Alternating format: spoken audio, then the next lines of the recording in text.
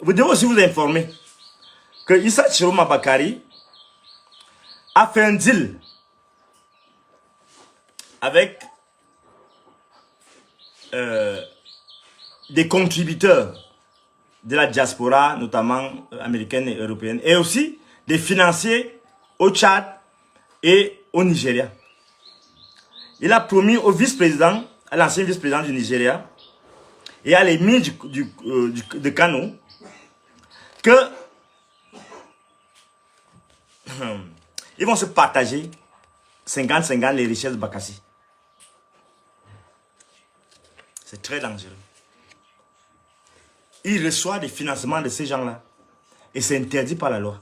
Issa Chiroma Bakari est susceptible d'être traduit en justice. On ne peut pas créer son pays alors qu'on veut le diriger. Vous savez, lors de sa démission, il n'avait pas encore informé son boss. Hein. C'est-à-dire qu'il trahit ses engagements internes et il trahit à l'international. Il n'avait pas encore informé son boss.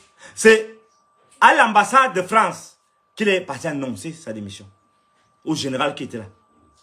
Et c'est le général qui a informé les autorités. Vous voyez la gravité de la situation.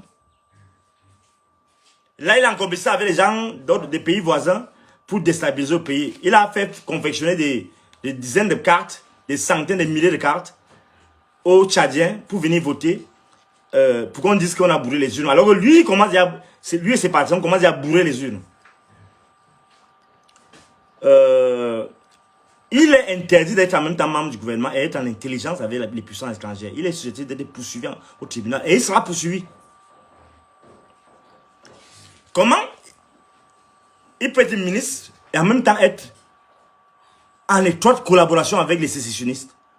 Comment peut-il être sur le terrain à Bamenda et recevoir instruction par les ambazoniens qui étaient là de ne pas chanter l'hymne?